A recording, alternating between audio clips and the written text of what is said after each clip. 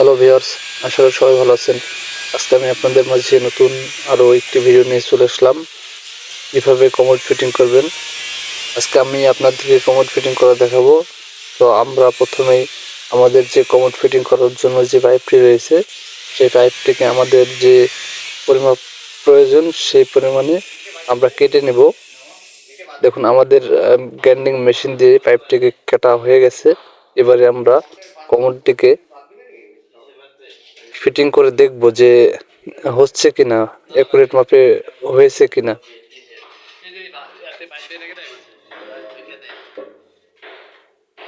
তো আমরা কমোডটিকে আমাদের যে পাইপ রয়েছে সেই পাইপের সাথে ফিট করতেছি। ফিট করে দেখছি যে কোন দিকে বেঁকা টেকা আছে কিনা। আমাদের এই যে কানা দেখতে পাচ্ছেন, এই কানা এবং এই পাশে কানা, এখানে ড্রিল হবে। ড্রিল হয়ে নাট হয়ে এখানে আটকায় দেবো আমরা ফ্লোরের সাথে, যাতে করে কমোডটি না নড়ে। তো আমরা এখন মার্ক করব। আমরা একটি স্ক্রুড্রাইভার নিয়ে নাটের পাশে চিহ্ন করে নেব, যাতে করে আমাদের কানা করতে সুবিধা হয়। দুই পাশে আমরা চিহ্ন করে নেব। আমাদের চিহ্ন করা হয়ে গেছে। এবারে আমরা কমোডটিকে উঠিয়ে রাখলাম। এবারে আমরা এখানে ড্রিল করব। যে এটা হচ্ছে কমোড ফিটিং করার জন্য রয়্যাল বোল্ট। এটা আমরা ফ্লোরে সেট করে মার্কিং করে ড্রিল করব। এখানে 4টা নাট দেবে আপনাদেরকে, 2টো নাট ফ্লোরের সাথে এবং 2টো নাট কমোডের সাথে আটকানোর জন্য। এখানে নাটটা অনেক কোম্পানি অনেক রকম দিয়ে থাকে। এখানে প্লাস্টিক সেটিংটা খুব সহজে আপনারা সেটিং করতে পারবেন।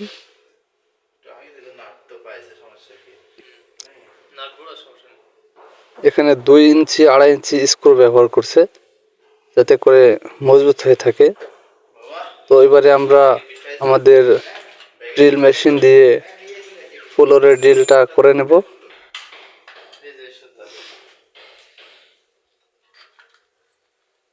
এখানে চিহ্ন করা আছে, সেই অনুযায়ী আমরা ড্রিল করব। এখানে সবসময় ফ্লোরে আস্তে আস্তে ড্রিলটা চালু করবেন এবং জোরে ব্যবহার করবেন, যাতে করে ফ্লোরের ক্ষতি না হয়। কারণ এখানে একটার উপরে 2টা ড্রিল করতে পারবেন না।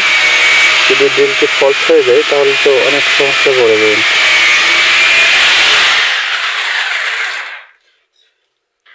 আমাদের এক পাশে ড্রিল হয়ে গেছে এবং আমরা আরেক পাশে ড্রিল করব। ড্রিল করে রয়্যাল প্লাগ আমরা ফ্লোরের ভিতরে প্রবেশ করাবো।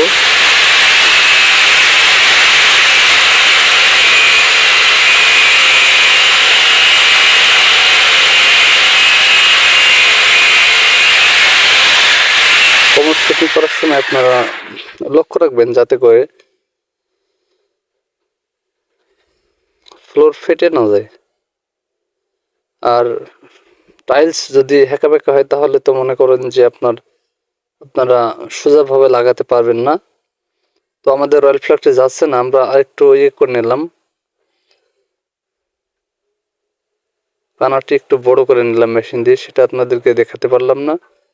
এবারে আমরা আমাদের যে প্লাস্টিকটি রয়েছে সেটাকে আমরা ফ্লোরের সাথে আটকায় দেব। এটা হচ্ছে কমোড ফিটিং করার জন্য 2টো আপনাদেরকে দিয়ে থাকে কোম্পানি। 2টোকে 2 পাশে আমরা হাতল দিয়ে আটকে দেব। যে আপনারা স্ক্রুড্রাইভার দিয়ে সবসময় টাইট করবেন, তাহলে এটি মজবুত হয়ে থাকবে। তো আমাদের স্ক্রুড্রাইভারটি অনেক দূরে আছে, তাই আমরা হাতল দিয়ে আটকে দিলাম। সবসময় আপনারা খেয়াল করবেন যাতে করে স্ক্রুড্রাইভার কিংবা স্টার দিয়ে টাইট করার চেষ্টা করবেন। এটা আপনারা সামনে পিছনে আগায় নিতে পারবেন, আপনাদের যে পরিমাণে প্রয়োজন সেই পরিমাণে আপনারা এটাকে নিয়ে নিতে পারবেন। এবারে আমাদের যে কমোডটি রয়েছে সেই কমোডটি এখানে ফিট করে দেখব যে ফিট হচ্ছে কিনা।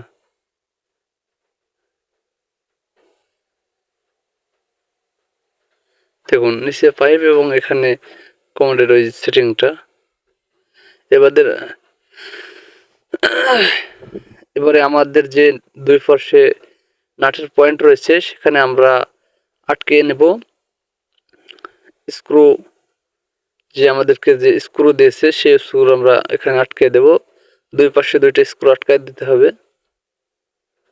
এবং স্ক্রুর সাথে একটি অসার ব্যবহার করছি আমরা, যেহেতু অসার দিয়েছে সেহেতু আমাদের তো অসারকে আটকায় দিতে হবে।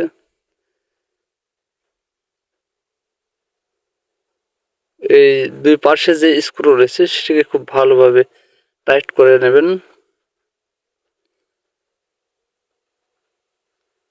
যাতে করে কমোডটি না নড়ে।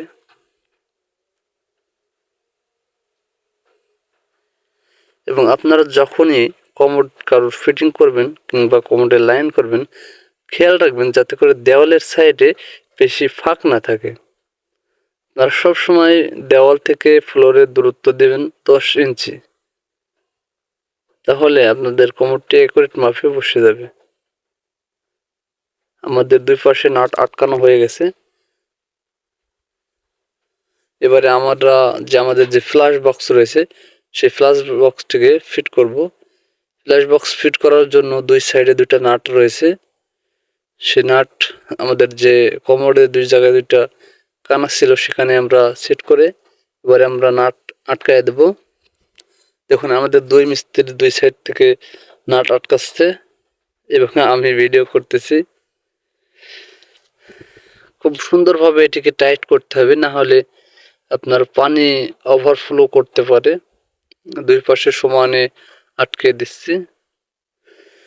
তো আমরা এখন যদি আস্তে আস্তে দেখাই তাহলে অনেক লং হয়ে যাবে ভিডিওটি, তাই আমরা আটকানোটা ফাস্ট করে নিলাম।